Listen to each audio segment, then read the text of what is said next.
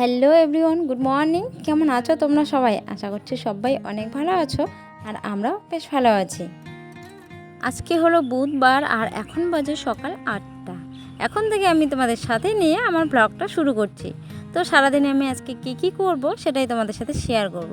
আর সাথে আমরা কিন্তু নতুন রুমে ঢুকেছি। আমাদের রুমটা একদমই ভেঙে গিয়েছে, আর সেটা একদমই ভেঙে ফেলেছে। তো যাই হোক, তো নতুন রুমের সাথে আজকে একটা নতুন ব্লগ নিয়ে আসছি তোমাদের সামনে।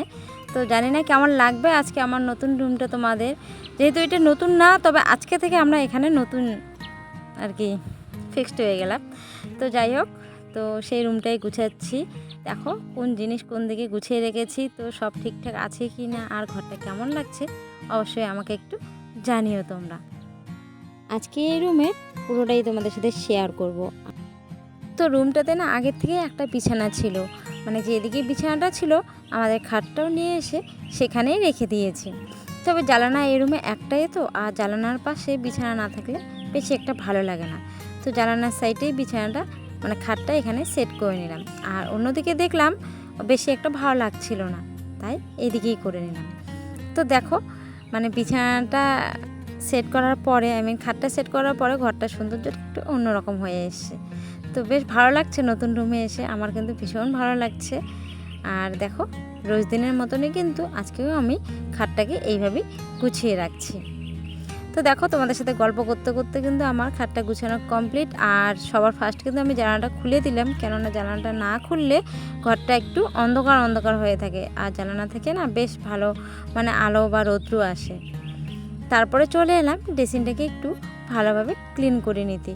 ওই যে ঘরের জিনিসপত্রগুলো সব সরিয়ে মানে এখানে নিয়ে আসা হয়েছে না, আর ঠিকঠাকভাবে মুছা হয়নি। তো এমনি হালকাভাবে মুছিয়ে রেখেছিলাম। তো ভাবলাম না, আজকে একটু ভালোভাবে ক্লিন করি, আর সেটা তোমাদের সাথে একটু শেয়ার করি। তো দেখো, আয়নাটা কিন্তু আমি এদিকে নিয়ে নিলাম, ড্রেসিংটা অন্যদিকে নিয়ে দেখছি ভালো লাগছে না, আর জায়গাটা কেমন জানি শর্ট হয়ে যাচ্ছে। একদম ওই কর্নারে দিতে চেয়েছিলাম, মানে ওই যে একটা দরজা দেখতে পাচ্ছ ওই দরজার ওই দিকে। তবে ওই দরজাটা একদম বন্ধ করে দিয়েছি, সেটা খুলবো না। আর ওইদিকে ড্রেসিংটা রাখার পরে দেখছি যে বেশি একটা ভালো লাগছে না, তাই আমি মেন দরজার পাশেই নিয়ে আসলাম। তো ড্রেসিংটাকে কিন্তু ভালোভাবে একদম চারিদিকটা সুন্দরভাবে মুছে নিলাম সবার ফার্স্ট। তো মুছে ওখানে যে আগে একটা তাওয়াল রেখেছিলাম সেটা কিন্তু আমি পেছন থেকে বেঁধে দিয়েছিলাম। তবে এটাকে এখনও সেভাবে সেট করা হয়নি, আর ওই তাওয়ালটাকে না ইঁদুর কেটে দিয়েছে, তাই ওটা বাতিল করে অন্য একটা তাওয়াল বেঁধেছি, ওটারে আর একটা টুকরো। তো যাই হোক, এটা বেঁধে দেওয়া হয়নি, এটা এমনি আমি ভাঁজ করে দিয়েছি ড্রেসিংয়ের মাপ করে। তো প্রবলেম কিছু হচ্ছে না, তবু সেট করে দিতে হবে। আর স্ট্যান্ড ফ্যানটা রাখার একদম জায়গা হচ্ছিল না বলে এখানে, আর এই রুমের ফ্যানটা না একটু সাইডে হয়ে গেছে, তাই স্ট্যান্ড ফ্যানটা রেখে দিয়েছি, যাতে মানে বেশি গরম হলে স্ট্যান্ড ফ্যানটা লাগিয়ে দেওয়া যাবে। তো আমাদের তো এমনিতেও বেশি একটা গরম লাগে না, দেখতে পাচ্ছ এত গরম, তারপরেও কিন্তু আমরা লেপ কম্বল নিয়ে এখনও ঘুমাচ্ছি। তবে দুদিন ধরে বৃষ্টি হচ্ছে, তো তাই না একটু হালকা হালকা ঠান্ডা লাগছিল। মামামের খেলনার জিনিসগুলো একদম এলোমেলো হয়েছিল, সেগুলো একদম গোছাগুছি করে জায়গা মতন রেখে দিলাম। তবে ও আর ঘরে আসলে কতক্ষণ থাকবে, তাই না? তারপরে টি টেবিলটা যে আছে সেটাকে একটু ভালোভাবে মুছে নিলাম, আর উপরে পেতে দেওয়া যে তাওয়ালটা আছে সেটা একটু ঝেড়ে নিলাম। আর ড্রেসিংয়ের সামনে যে টুলটা এখন আর ড্রেসিংয়ের সামনে একদমই রাখা যাচ্ছে না, কেননা তাহলে না এদিকে যেতে খুবই প্রবলেম হচ্ছে। তো আমি ওই সাইডে রেখে দিই, যখন দরকার হয়, যখন ড্রেসিংয়ের সামনে আসে একমাত্র তখনই কিন্তু আমি এখানে রেখে দিই। তো দেখো, ড্রেসিংটা, টি টেবিল, তারপরে এমনি যে টুলটা আছে সেগুলো আমার মুছে শেষ। এখন কিন্তু আমি একটু আলমারিটাকে মুছে নিচ্ছি। তো বেশ একটা ধুলোবালি নেই, বুঝতেই পারছো, এগুলো তো একটু হালকা হালকা ধুলোবালি রয়েছে, তো সেগুলোও একটু ভালোভাবে ঝেড়ে মুছে নিচ্ছি। আর এই আলমারির উপরে অনেকগুলো ব্যাগ রাখা আছে, যেগুলো জামাকাপড় এখনও গুছানো হয়নি ঠিকঠাকভাবে, যেগুলো ওই রুম থেকে নিয়ে আসা হয়েছিল সেগুলো ব্যাগে করে ভরে উপরে সুন্দরভাবে সাজিয়ে রেখে দিয়েছি। তো আস্তে আস্তে সব কিছু গুছানো হবে, তবে কয়েকটা দিন সময় লাগবে, একটু রেস্ট নেওয়ারও ব্যাপার আছে। প্রচণ্ড মানে একটা ধক্কল গেল, কি বলি তোমাদের, মানে এতটাই কাজের চাপ ছিল, মানে খাওয়া দাওয়ার টাইম আর ঘুমানোর টাইমটা, ঘুমানো বলতেও একদম ঘুমাতে ঘুমাতে 12টা 1টা, মানে কাজ শেষ হতে হতে এরকম হয়ে গেছিলো। তাই না, আমি একদম তোমাদের সাথে মানে সারাদিনের কাজকর্মগুলো শেয়ার করতে পারিনি, এতটাই ব্যস্ত ছিলাম। তো আর একদমই এনার্জিও ছিল না। ইচ্ছা তো খুব ছিল যে তোমাদের সাথে আমি সবটাই শেয়ার করি, কিন্তু হয়ে উঠিনি গো। তো যাই হোক, তারপরে দেখো ওইদিকে বিছানার পাশে, এখানেও কিন্তু আমি এই রুমে এসেও সেম বিছানার পাশে টেবিলটাকে মানে ঝুড়িটাকে রেখে দিয়েছি মোবাইল রাখার সুবিধার জন্য। এটা না একটা অভ্যাসে পরিণত হয়ে গেছে, যেন বিছানার পাশে মোবাইল রাখার জায়গা না থাকলে ভালো লাগে না। আর মোবাইল কিন্তু আমরা একদমই মাথার কাছে রাখি না, মোবাইল মাথার কাছে রাখা কিন্তু মারাত্মক ক্ষতি। তার জন্য কিন্তু এই ঝুড়িটা সবসময় খাটের পাশে ইউজ করি। আর পুতুলগুলো এভাবে এই ঘরে সাজিয়ে রেখেছি। তো এতদিন কিন্তু আমি পুতুলগুলো বক্স খাটের ভিতরে ঢুকিয়ে রেখেছি, কেননা লাগানোর তো জায়গা ছিল না। আর আমাদের আগের রুমটা তো হাফ ছিল আর হাফ টিনের ছিল, তোমরা দেখেছিলে। তো এই রুমটা তো একদম ফুল, তাই কিন্তু এই রুমে আমরা মানে আমি আর কি পুতুলগুলো লাগানোর মতন এইভাবে জায়গা করে রেখেছি। তবে লাগানোর পরে কিন্তু জানি না কেমন লাগছে তোমাদের, আমার কিন্তু বেশ ভালো লাগছে। আর সোফাগুলো রাখার মতনও ঘরে একদমই জায়গা ছিল না। আর এখানে কিন্তু সব কিছু একদম সরাসরি করার পরে একটু জায়গা হয়েছে, তো সেই দিকে সোফাগুলো রেখে দিয়েছি। আলনাটা কিন্তু পড়ে গেছে একদম চাপার মধ্যে, কোনো ব্যাপার না। আলনাটা আমার কাছে প্রবলেম হয় না, ঠিকঠাক আছে। তো আলনাটা একটু গুছিয়ে নিলাম। তবে আলনাটা সবসময় গোছগাছই থাকে, যেগুলো সবসময় ব্যবহার হয় সেগুলো আমি কিন্তু এখন ঝুড়িতে রাখছি আজকাল, তাহলে আলনাটা বেশি একটা এলোমেলো হয় না। তবে কয়েকটা যে বড় জামা প্যান্ট আছে সেগুলো একটু আলনাতে গুছিয়ে রাখতে হয়। তারপরে দেখো ঝাড়াঝাড়ি কমপ্লিট, সোজা এখন ঘরটাকে একটু ঝাড় দিয়ে নিচ্ছে, মানে জিনিসপত্রগুলো ঝাড়াঝাড়ি কমপ্লিট। তবে ঘরের মেঝেটা ধুলোবালি হয়ে রয়েছে, তারপরে একটু হালকাভাবে মুছিয়ে নেব।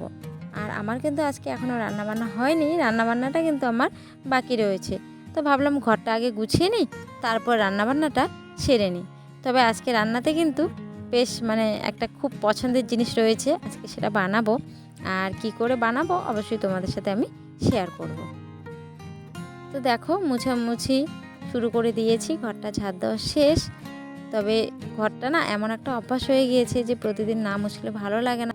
আর এই রুমটা তো একটু কম ব্যবহার হয়েছিল, তাই রুমটাতে না প্রচণ্ড ধুলোবালি। আর প্রতিদিন একটু মুছামুছি করার পরে রুমটাতে একটু হাঁটতে বেশ ভালো লাগে। তবে দিনের শেষে ওই আবার ধুলোবালি জমেই যায়, কেন জানি না। তো দিনে তো দুবার করে ঘরটা ঝাড় দিতে হয়, তাই করি। তবে দুবারে তো তোমাদের সাথে শেয়ার করা সম্ভব না। আর আজকে না আমি ঘরটাকে একটু মানে শ্যাম্পুর জল দিয়ে ঘরটা ভালোভাবে মুছে নিচ্ছি কিন্তু, কেননা শুধু জল দিয়ে মুছবো আর শ্যাম্পু দিয়ে মুছলে না একটু মনে হয় বেশি পরিষ্কার হয় ধুলোবালিটাই। তাই কিন্তু আমি শ্যাম্পু নিয়েছি আজকে ঘরটা মোছার জন্য। তো দেখো ঘর মুছা শেষ আর বারান্দাটা মুছে নিচ্ছি। তবে বারান্দার জায়গাটা খুব একটা কম হয়ে গিয়েছে, ওইদিকে টেবিলটা রাখা হয়েছে বলে টেবিলটা রাখার না জায়গা ছিল না, তাই এইদিকে রেখে দিয়েছি। তো দেখো আমার কিন্তু ঘরটা মোছা শেষ, আর একদম মানে ফেনা ফেনা হয়ে গিয়েছে জলগুলো, শ্যাম্পুর জল বলে। তবে শুকিয়ে গেলে না পরে আরেকবার হালকাভাবে ডলে নেব। তো যাই হোক দেখো ঘর ক্লিন একদম। তারপরে সোজা চলে এলাম রান্নাঘরে, ওখানে একটু পাঁচফোড়ন দিয়েছি, তারপরে পেঁয়াজ লঙ্কা দিয়ে হালকাভাবে ভেজে নিয়েছি। নিয়ে কিন্তু আজকে ছোলা কচু আর মিষ্টি কুমড়া একসাথে কিন্তু একটা সবজি বানাচ্ছি আলু মিক্সড করে। তো সেটা এদিকে বানাচ্ছে, আর এদিকে মাছের ডিমে বড়া করছি। দেখো বড়াগুলো না লাল লাল করে ভেজে নিলে খেতে বেশ টেস্টি হয়। তারপরে দেখো এদিকে কিন্তু আমার সবজিটা প্রায় হয়ে এসছে। তো আর এই সবজিতে না একটু বেশি করে ঝাল লবণ হলে না টেস্ট লাগে, মানে সব একদম খড়খড়ে। আর এমনি নর্মাল হলে না বেশি একটা টেস্ট লাগে না খেতে। তো আজকে কিন্তু আমি তাই করেছি, অনেক দিন বাদে একটু বেশি বেশি ঝাল দিয়ে বানাচ্ছি। তবে আমরা কিন্তু একদমই ঝাল পছন্দ করি না, যেহেতু মামাম আছে, আর মামামের জন্য আমরাও ঝাল খাওয়া বন্ধ করে দিয়েছি। তবে অনেক দিন বাদে আজকে ঝাল তরকারি বানানোর পরে কিন্তু খুব মানে মজা লাগলো খেতে। যাই হোক খাওয়া দাওয়া কমপ্লিট, আর বাসনকুসনও একদম শাঁস ধুয়ে নিয়ে এসে জায়গা মতন রেখে দিচ্ছি। তবে ঝুড়ির উপরগুলো তো মুছা সম্ভব না, নিচটা না একটু নোংরা হয়ে যায়, মানে কাপগুলো তো প্রতিদিনই ব্যবহার হয়, আর কাপের জায়গাগুলো জল জল জমে যেন কেমন হয়ে যাচ্ছিলো। তাই কিন্তু একটা শুকনা কাপড় দিয়ে জায়গাটা ভালোভাবে মুছে নিলাম। তারপরে আবার জিনিসগুলো কিন্তু সুন্দরভাবে জায়গা মতন সাজিয়ে রাখলাম। তবে একটু এলোমেলো হয়েছিল, আর ঝুড়িটা এলোমেলো হয়ে থাকলে ভালো লাগে না। তারপরে সোজা চলে এলাম ওভেনটাকে একটু ভালোভাবে মুছে নিতে। ওই যে রান্নাবান্নার পরে যে তেলগুলো একদম ছিটকে ছিটকে পড়ে আছে, সেগুলো না সাথে না মুছলে দাগও ধরে যায়, আর মানে উঠতে চায় না। দাগ ধরে যায় বলতে সাবান দিলে তো উঠে যাবে, তো রোজ দিনে তো আমি সাবান দিই না, সপ্তাহে একদিন করে আমি সাবান দিয়ে ভালোভাবে মেজে ঘষে ধুয়ে নিই। তো এমনি কিন্তু হালকা আমি জল ছিটে দিয়েছি, তাতে নরম হয়ে আসে ওই তেলগুলো। তারপরে কিন্তু আমি কাপড় দিয়ে এইভাবে মুছে নিই। তো গ্যাসটা মুছে নেওয়ার পরে কিন্তু আমি ঘরটাকে একটু ভালোভাবে ঝাড় দিয়ে নিয়েছি। তো ঝাড় দেওয়াটা তোমাদের সাথে আমি শেয়ার করলাম না, ঘরটাকে একটু আমি মুছে নিচ্ছি। তো দেখো আমি মানে প্রতিদিনই কিন্তু রান্নাবান্নার পরে রান্নাঘরটাকে এইভাবে ক্লিন করে থাকি। তবে আজকে মিক্সিটা মানে অত বেশি একটা নোংরা হয়নি, তবে দুদিন ধরে একটু কম ব্যবহার হচ্ছে, তাই যখনই আলমারিটা আমি ইউজ করি মানে রান্নাঘরের, তখনই কিন্তু আমি সেটাকে সাথে মুছিয়ে রাখি। তো যাই হোক বন্ধুরা, আজকের কাজকর্ম আমার এতটুকুই। যদি ভিডিওটা ভালো লাগে তাহলে সবাই প্লিজ আমার পাশে থেকো, চ্যানেলটাকে সাবস্ক্রাইব করো। সবাইকে অনেক অনেক ভালোবাসা। আবার দেখা হবে কাল নতুন কোনো ব্লগের সাথে।